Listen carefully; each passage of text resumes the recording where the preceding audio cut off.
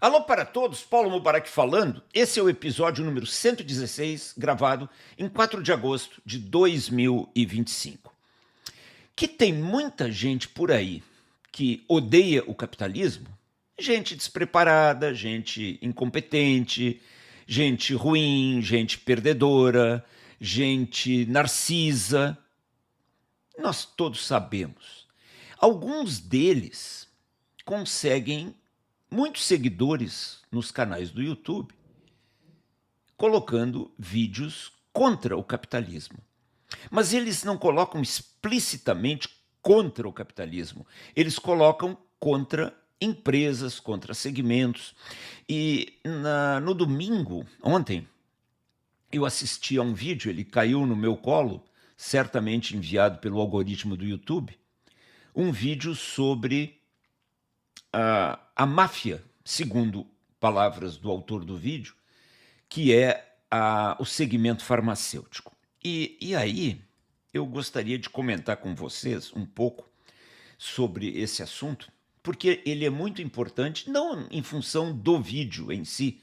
O vídeo em si é muito desqualificado, muito ruim, uma qualidade muito baixa e com um sério viés de esquerda, obviamente. Mas eu gostaria de chamar a atenção para algo que afeta todas as nossas empresas, porque vocês sabem, o meu canal não é de política, não é esquerda versus direita, o meu canal é simplesmente um canal de business. Mas a política influi e muito no nosso business. E os empresários, os CEOs, os diretores, os grandes gestores de uma empresa, muitas vezes eles não estão conscientes ou não estão preparados para lidar com este tipo de assunto e muitas vezes também nem percebem o quanto esse tipo de assunto mina o dia a dia de uma empresa, estraga a cultura de uma empresa. Pois o vídeo é sobre por que há muitas farmácias no Brasil. Bom, e aí ele já começa dizendo: puxa vida, o Brasil é um país que tem registradas aproximadamente 90 mil farmácias. Mas, diz o vídeo, segundo números do Sebrae, e isto é uma inverdade, porque depois eu chequei, é um relatório atribuído ao Sebrae, mas não tem nada a ver com o Sebrae, disse o vídeo, existem 190 mil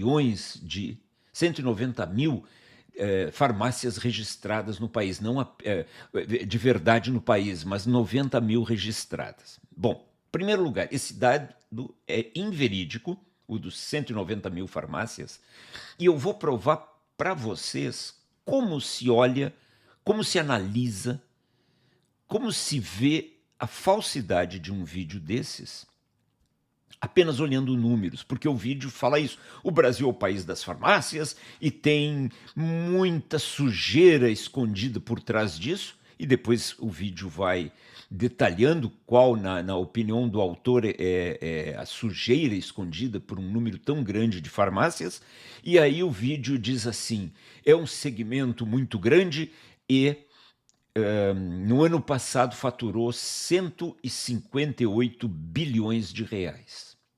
Agora, vamos fazer uma análise minimamente mais profunda do que esse viés, essa atitude rasteira do vídeo. 158 bilhões. Quando você ouvir qualquer número desses, você precisa fazer duas ações. Primeiro, vai checar, porque o pessoal chuta mesmo, começa 190 mil farmácias, e eu vou provar porque é impossível ter 190 mil farmácias no Brasil, são 90 mil mesmo. Eu chequei no Google, chequei nas associações de gestores de farmácias, chequei no ChatGPT, chequei em todos os locais possíveis.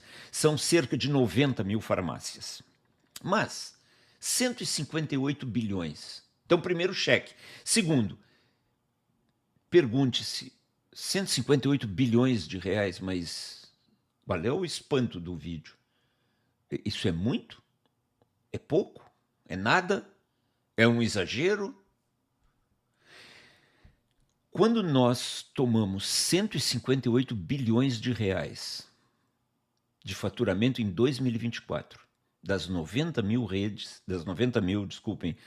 lojas registradas no Brasil, 90 mil farmácias, e dividimos um número pelo outro, nós chegamos num faturamento mensal, médio, farmácia por farmácia, de 146 mil reais. Se você multiplicar 146 mil reais por mês, por farmácia, vezes 90 mil farmácias, vezes 12 meses, você vai ter os 158 bilhões de reais de faturamento. Mas veja só, 146 mil reais, pegue ordem de grandeza para não ser enganado dessa forma, 146 mil reais em uma loja, em uma farmácia, por mês, é absolutamente pequeno e quase inviável esse número. Quase inviável. 146 mil reais significaria aproximadamente um lucro líquido para o ganancioso proprietário da farmácia, segundo o vídeo, de R$ 4.300 por mês. Tendo ainda o risco de tomar uma trabalhista, tendo toda a fiscalização da Anvisa, tendo todo o risco do investimento, tendo a concorrência, tendo as dores de cabeça com clientes, com fornecedores e com empregados, e com o governo, e com os caras no YouTube que depois de tudo isso chamam você, como foi chamado aqui, de vício nacional, de erva daninha. Erva daninha, a farmácia onde você compra remédio para o seu filho, erva daninha, vício nacional, máfia. É possível nós, cidadãos do bem, aturarmos calados este tipo de escárnio, este tipo de intimidação, este tipo de agressão? Então você vê, eu olhei os números da maior rede de farmácias do Brasil, a Droga Raia, Raiazil, Droga Raia mais Drogazil, a margem bruta da talvez rede mais bem administrada do Brasil, margem bruta é 31%. O lucro operacional é 6,7%, números de 2024. E o lucro líquido é 3,3%. Se você tiver esses mesmos números, que é muito difícil, para uma pequena farmácia de bairro, onde o proprietário tem uma ou duas lojas, o lucro dele, faturando 146 mil por mês, que é a média, vai ser de R$ 4.000. Destas 90 mil farmácias existentes no Brasil em 2024, dados do Sebrae e dados oficiais do Sebrae, não chute, 85%, mais de 72 mil farmácias, são micro e pequenas empresas. São farmácias de bairro, onde o dono tem uma farmácia, duas farmácias. Agora, quando você olha os números financeiros para 90 mil farmácias, já é brutal o resultado, ruim. Você imagina o chute que um sujeito dá dizendo que são 190 mil farmácias. 190 mil farmácias seria não teria viabilidade nenhuma nem de abrir a farmácia, porque esses R$ 4.000 mensais de lucro é contábil. E uma parte desse lucro fica na inadimplência, no caixa. Outra parte desse lucro fica no estoque, quando se tem a visão de caixa. Então, quanto se gera de dinheiro mesmo para remunerar quem está correndo esse risco? Não aceite os números desta forma. Sempre vá atrás de mais dados para que você entenda por que um vídeo desses, além de ser um vídeo agressivo, um vídeo mal educado, é um vídeo que só levanta suspeitas e um vídeo que apresenta números muito, muito, muito desqualificados.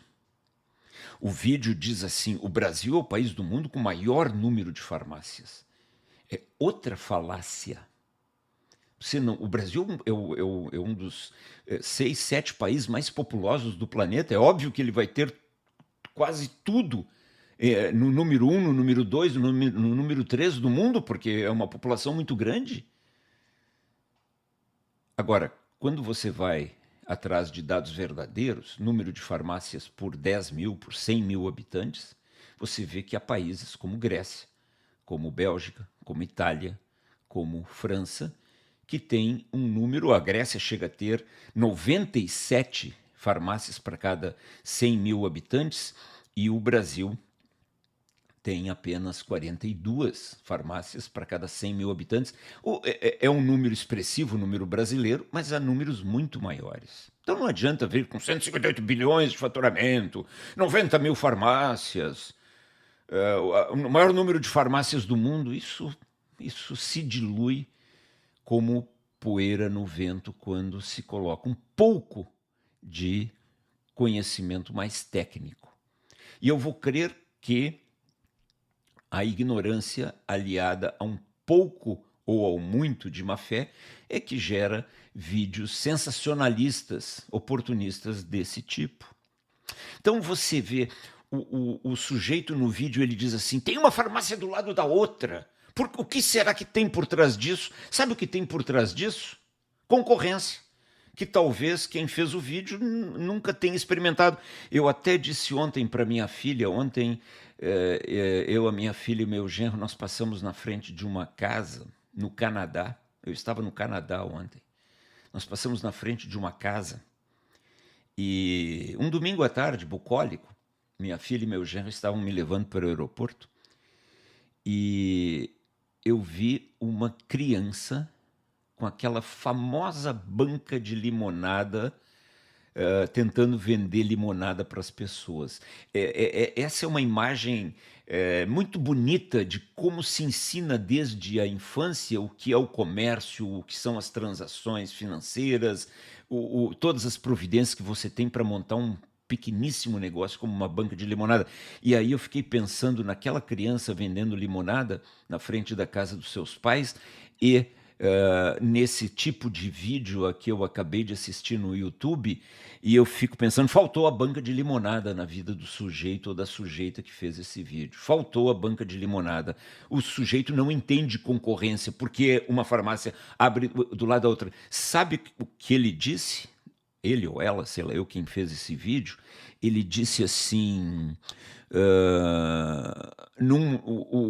a saúde não pode ser um produto, o corpo vira mercado. Eles pedem o seu CPF na farmácia porque eles querem os seus dados. É uma máfia, é um vício, já disse, um vício nacional, uma erva daninha. Eles colocam nas prateleiras os preços inflados, aí eles pedem o seu CPF, se você não dá CPF, eles cobram o preço inflado. Mas eu já dei consultoria com profundidade para mais de 9 redes de farmácias. Eu nunca vi isso. Não estou dizendo que não exista. Eventualmente o sujeito pede o CPF, como pede o CPF em todos os lugares. E aí você diz não obrigado e pronto. E ele cobra o preço que ele tem que cobrar. Ora, se algum farmacêutico, algum dono de farmácia vai colocar preços inflados na sua prateleira, mas isso é de uma estupidez avassaladora. O cara vai quebrar o negócio dele. Mas aí o vídeo vem com uma conspiração, uma teoria da conspiração. Ele diz, sabe por que existe isso? Existe isso porque farmácias, muitas delas são lavagem de dinheiro. Porque é muito fácil lavar dinheiro numa farmácia. Bom, primeiro, eu não sei de onde o autor tirou, que é muito fácil lavar dinheiro numa farmácia. Mas, segundo lugar, esta acusação de que farmácias, e aí ele fala que, especialmente nas pequenas, mas depois acusa as grandes também, são elementos criminosos de lavagem de dinheiro, se ele sabe isso mesmo, se ele tem provas disso, ele deveria ir para a polícia e mostrar as provas, já que ele faz um vídeo dizendo que muitos farmacêuticos são criminosos e lavam dinheiro, existem lavagem de dinheiro por trás das farmácias, ele deveria provar, não deveria? Ou não faz o vídeo. Agora, a acusação generalizada de que por trás das farmácias, ou de algumas farmácias, ou de muitas farmácias, principalmente as pequenas, aquela que o cara luta para sobreviver, o cara luta todo dia tentando gerenciar sua equipe com recursos parcos, negociando com o distribuidor o preço, tentando vender para o cliente, tentando manter sua família. Aí vem alguém que nunca, talvez, fez uma banca de limonadas e diz assim: você faz parte do vício nacional, você é uma erva daninha, você pode fazer parte de um esquema de lavagem de dinheiro. Conclusão! Qual é a conclusão desse episódio? Porque esses vídeos, muitas vezes, eles não merecem nem comentários porque eles são muito primários. Porém, uma boa parte da população brasileira tem um nível de cultura muito baixo. E aí eu me dei o trabalho de ficar olhando os comentários, e aí todo mundo, os poucos que comentam ali também, mas o vídeo teve quase 400 mil visualizações. Um sucesso. É porque isso afeta muito a cultura das nossas empresas e faz com que as nossas empresas, a nossa sociedade, as nossas pessoas fiquem cada dia mais raivosas e mais pobres. E uma grande parte da população consome esse tipo de conteúdo como se fosse absolutamente verdadeiras. Todas as afirmações são afirmações graves, afirmações que precisam ser provadas. Pô, se tem lavagem de dinheiro e você chega ao ponto de afirmar isso num vídeo na internet, você tem que provar. Você tem que provar que é lavagem de dinheiro. Tem que provar. Se tem tanta certeza, já deveria ter provado antes de fazer um vídeo sensacionalista. Pois como isso contamina e o que nós, empresários e gestores, profissionais, empregados das empresas, precisamos fazer? Qual é o plano de ação oferecido pelo episódio 116? Em primeiro lugar, nós precisamos nos unir. Porque este tipo de conteúdo joga clientes contra empresários, clientes contra empregados de empresas, empregados contra patrões. Aí eu vou fazer uma pergunta: será que existe algo orquestrado para que patrões e empregados fiquem brigando entre si, ignorando quem realmente faz toda a estrepulia na face da terra? Será que este é o plano? Jogar patrões contra empregados, clientes contra fornecedores? Porque eu fico pensando, este tipo de conteúdo, e não é só deste vídeo, não, são milhares destes vídeos na internet, e às vezes muita gente, até gente boa, sempre falando mal das empresas.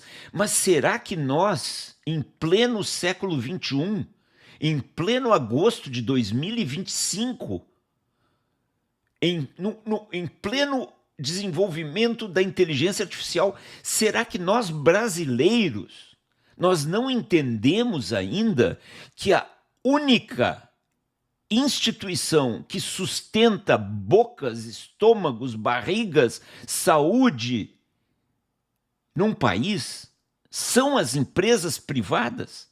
Será que nós não conseguimos entender? E aí você vê não só carinhas que vêm para a internet fazer um videozinho desse tipo que eu acabei de comentar, Mas você vê muitas vezes caras que escrevem livros, caras que proferem palestras, sempre de alguma maneira, não com essa maledicência, mas de alguma maneira falando dos empresários, falando dos gestores principais das empresas, como se fossem pessoas ruins, como se fossem pessoas gananciosas apenas, como se não olhassem para os seres humanos, mas que tipo de ambiente nós estamos construindo? Então, em primeiro lugar, nós precisamos nos dar conta de que a união entre capital, quem toma risco, e trabalho é essencial para o bem-estar de todos. E a divisão só vai permitir que vagabundos tomem conta do poder. Como, por exemplo, aconteceu em Cuba, aconteceu na Venezuela, aconteceu na Coreia do Norte, na Rússia, na China. Entenderam? Em segundo lugar, você que é alguém na sua empresa, dono, gestor de RH, CEO, diretor, sei lá eu quem, e que tem alguma influência, você precisa mostrar esse tipo de conteúdo malicioso para os seus empregados, ao invés de dar palestrinhas de diversidade, de igualdade, de ESG, essas bobagens todas, bobagens, besteiras, asneiras, lixo. Você precisa trazer este tipo de ensinamento para dentro da empresa, com fatos e dados, e não com malícias, você melhorar a cultura daquelas pessoas que estão dentro da sua empresa e, portanto, melhorar a cultura do seu negócio. E quando se melhora a cultura, se melhora o caixa. E quando se melhora o caixa, é bom para todos. Especialmente, não para quem já tem dinheiro, especialmente para os mais pobres. Quando se melhora o caixa de uma empresa privada, o grande beneficiado não é o patrão, é o empregado, é o fornecedor. E, no fim das contas, o próprio governo que cobra mais impostos. E pode ir lá fazer a sua demagogiazinha barata. Entenderam? Comecem a mostrar esses vídeos ruins, incompetentes, desqualificados para os seus empregados e discutir com eles, porque estes vídeos, tá aí, não resistem a uma análise simplesinha. Porque são vídeos baseados em ódio, são vídeos baseados em números que não se sustentam com 1 milímetro de análise abaixo do superficial. Faça isso.